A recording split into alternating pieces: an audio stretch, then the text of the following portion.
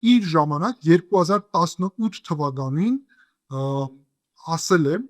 այդ թվում քաղաքացիական պայմանագրի ներկայացուցիչներին, որ զուտ այն փաստը, որ հայ ժողովուրդը իշխանությունը վերադարձվել է, հեղափոխություն է կազմակերպել, ընդգծում եմ հայ ժողովուրդը քաղաքացիական պայմանագրի միջոցով,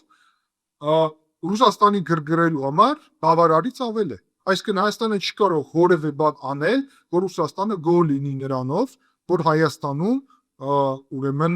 ինքնիշխան իշխանություն է, այլ ոչ թե ռուսական գործակալներ։ Իրանք սովորեն, որ ռուսական գործակալներ, իրանք սովորեն, որ գույք պարքի դիմաց Հայաստանը հանձնում են Ռուսաստանին եւ այլն։ Այսինքն հաշվի առնելով դա Հայաստանը մի տարբերակ ունի միայն իր ինքնիշխանությունը այդքան աճեցնել, որ Ռուսաստանի գրգռոցի հետևանքները մեր համար մաքսիմալ թեթև լինեն։ Վտանգներ իհարկե կան, այդ թվում Սամվել Մարտիրոսյանը կիբեր անվտանգության փորձագետը խոսում է նրա մասին, որ ինչ որ կիբեր հարձակումների մասին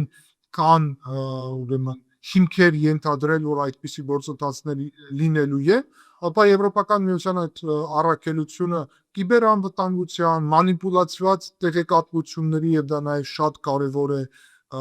կեղծ լուրերի ուղղությամբ, գումարների հոսքը վերահսկելու ուղղությամբ շատ մեծ նշանակություն ունի եւ ես շատ դրական եմ գնահատում Հայաստանի իշխանությունների այդ որոշումը դիմումը դեպի Եվրոպական միության, որտեղ դա օգտակար է լինելու ի վերջո հայկական ժողովրդավարության համար։ Եթե մարդիկ կարծում են, որ Եվրոպական միությունը